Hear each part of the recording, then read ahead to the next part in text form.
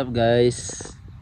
Dito ako ngayon sa Tambayan, Church of Christ, Tumba North, simbahan. Tapos doon yung simbahan sa likod dito, daanan yun dyan. Daanan, tapos papunta doon sa likod dito. Doon yung work oh. Doon yung work guys. Doon ako nagwo-work. Sa may shed na yan. So yeah, ngayon pa lang magsisimula yung vlog natin guys kasi medyo behind ako. Ayun. Ngayon i-edit. Ngayon kasi kaya ako nandito, hindi ako umuwi dun sa kabilang bahay kasi yung sasakyan ginamit ni Catrice panghakot dun sa mga basura kasi may naiwan pang basura kahapon. So siya munang gagamit, tapos kasama naman yung kapatid ko at kapatid niya. So may magbabantay sa mga bata while siya magtatapon ng basura. At doon muna siya, at yun muna ang gagamitin niyang sasakyan. Yung sasakyan kasi namin isa, yun nga sabi ko nga hindi pa gumagana yun. Kaya as of the moment, yung munang puti, yun yung pinakabugbog naming sasakyan kasi ginagamit ko siya pang work, lahat panghakot ng mga So talagang kawawa yung sasakyan na yun. But then wala naman kaming ibang choice. So ngayon nandito ako ngayon guys, tumatambay at mag-edit ako ng video guys. So update ko na lang kayo later guys kung ano mangyayari. At gagamitin ko muna tong phone, mag-edit ng video. Wala naman akong ibang gagawin dito, pahinga lang. Then yung mga gamit ko, tubig. 30 minutes guys, break ko. So yeah, kita-kits mamaya guys.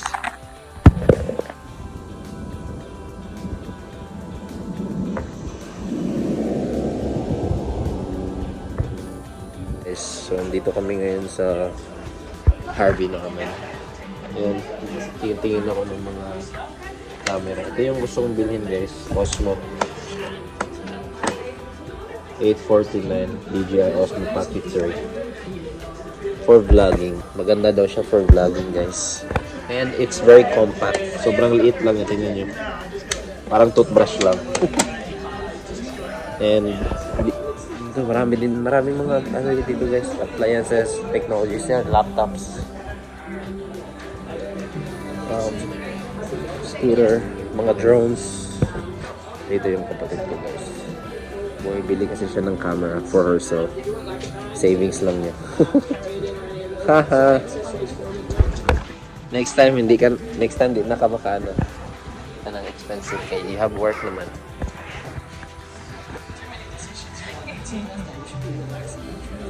Ang dumi namin guys. Ganda ba? Ikaw doon sa hawak ang tiin. Isko yata. Isko yung nag-water. Ha? Guys, naglilinis kami ng bahay. Bakit may ayos? Bakit may ayos? Look at my hair.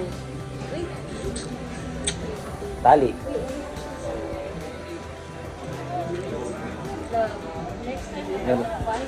Meron din sila oh. Gusto mo to lang. Yeah, because It costs $899. Wala lang din 900 no? it's air purifier at the same time heater siya and then Aircon din. Then, it's nice. Marami dito guys. Marami silang may drones. Mayroon silang microwave oven, TV, and TV. Mga TV dito guys. Diba? Marami. May mga washing machine. So, as of the moment guys, ang sadya talaga namin dito is yung kay Jasmine na kabili siya ng ano ni Un? it's fine. Pangutan na daw, can we try? Tali ha? Uy, tali siya. $10 to sa online.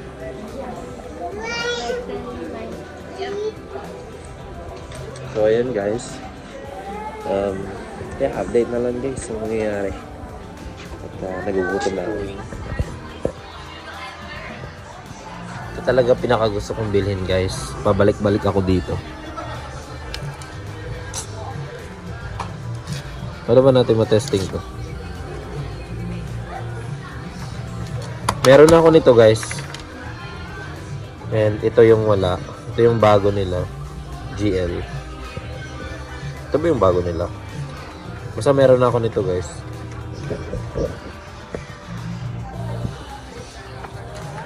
Tingnan yung drone na yan, oh. Ang laki. Oh.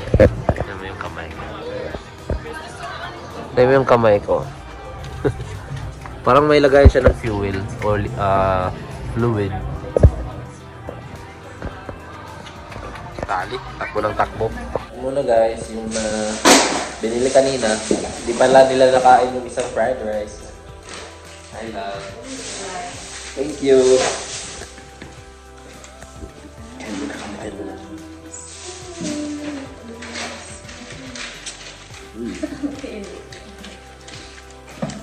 Reality.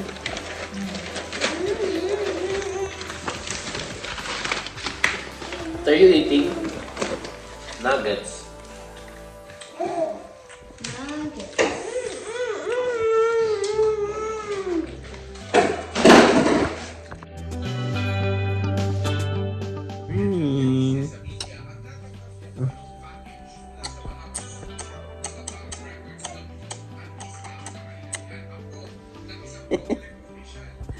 Morning.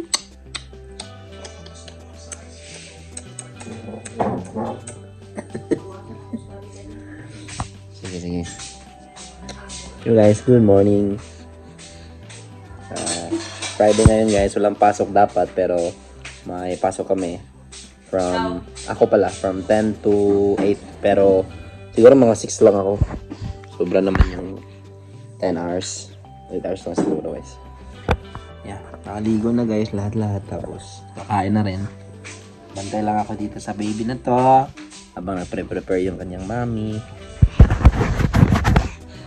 Tapos, punta kami doon sa kabilang bahay, maglinis lang ng window.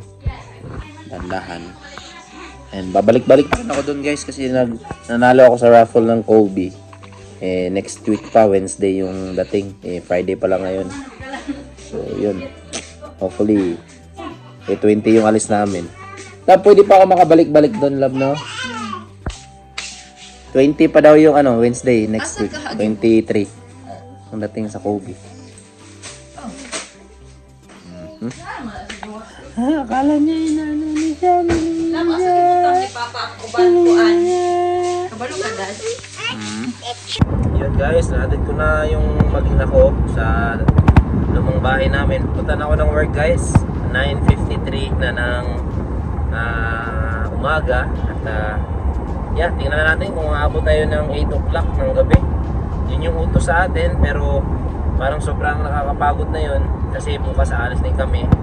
At bukas hanggang Monday yun, magbabasketball kami. Sasali kami sa isang tournament. And hopefully, mananalo kami dun. But anyway, yun nga, as I said, baka hindi ko na kakayanin na magtrabaho hanggang 8 kasi nakakapagod na yun.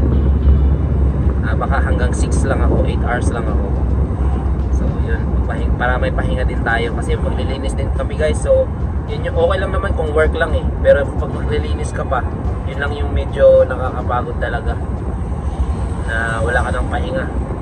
Kakakot pa ako ng gamit. Konting gamit lang naman, pero yun nga, as I said, hindi madali talaga mag-abot guys. Lalo may trabaho ako. Si Katris lang din ang nandun. Tapos may mga bata pa, nagsistress out na siya kasi yun nga, may toddler na kami at hindi niya pwede pabayaan yun. Siya lang mag-isa. Dalawang baby yung inatupag niya, tsaka naglilinis pa siya doon, kaya hindi madali guys. Sabi ko nga, dapat hindi ko na lang din tinanggap yung trabaho. Nasayangan din kami ng Katris kasi yun nga, sayang din yung extra guys. Malaki-laki din nakukuha namin dito. But anyway guys, punta na ako ng work, trabaho lang at update ko kayo mamaya. Yo guys, so 2:19 na ng umaga, tanghali. And papunta na ako ng work ulit guys. Nag-break lang ako. First break ko pa. And siguro hindi na ako magse-second break. At 6 lang siguro ako ngayon. Kung lalampas ako ng 6, siguro magse-second break ako. Dahil medyo nakakapagod din yung straight 4 hours, 5 hours na work. So yeah, hopefully baka aga akong matapos ngayon. Kasi yun nga, ayaw ko namang magpasobra ng trabaho guys. So baka hanggang 6 lang talaga ako ngayon. So yun, kita-kits na lang mamaya guys, update ko kayo guys. Yo guys, so 6:09 na ng gabi. At as you can see, madilim na rin. Pauwi na ako guys, tapos tutulungan ko lang yung asawa ko maglinis dun sa lumang bahay. Hopefully, konti na lang para at least hindi na masyado nakakapagod. Kasi bukas maaga pa kami, siguro mga 5 alis na kami. Dun, papunta kami sa Gold Coast, Palm Beach. And alam nyo naman, medyo may kalayuan yun, 3 hours and 3 hours pinaka safe na yun. 2 hours and 40 but 3 hours kasi kasama na yung mga traffic minsan. So yun guys, kita-kits tayo. Tapos holiday pa ngayon guys, so talagang late talaga tayo makakarating doon. So mas maganda kung aagahan na natin para kung sakali mang malate tayo makakarating tayo on.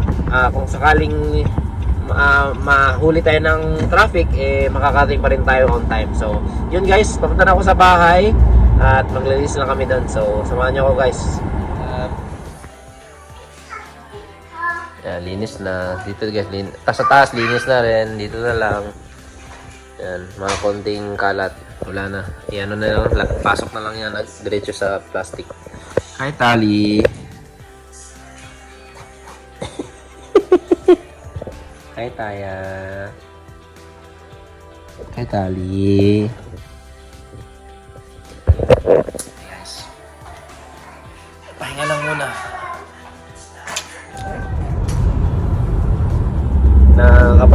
Nakapaghatid na kami ng gamit doon sa bahay kila mama. Yan, pabalik kami. Bale, hindi na bumaba yung mga bata. Actually, natutulog na sila. Kami na lang yung naghakot. Tapos, pinasok sa loob. Tapos agad, bumalik agad sa car. Tapos balik na naman doon kasi sa bahay, sa kabila, nung last bahay namin yung bahay namin dati. Tapos ngayon, mag-order na lang kami ng 10:30 na guys ng gabi. Yung last meal namin kanina pang 1 o'clock, 1 or 2 o'clock in the afternoon. So talagang gutom guys, nakaka-drain yung kasi gusto ko na magpahinga, hindi pwede kasi kailangan tapusin namin yung linis. But yeah, hakot na lang naman kami guys, tapos na kami sa paglilinis. Punta kami doon sa Tuumba. Malapit na rin kami. Nag-order na rin si Catrice ng McDonald's. Anong in-order mo sa Macas Lab? Anong in-order mo sa Macas?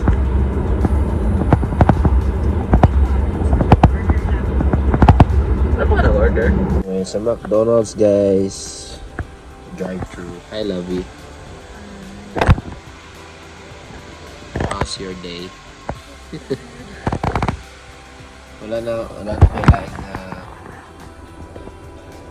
this is the most tiring This is the most tiring week, not just day. week. Yeah.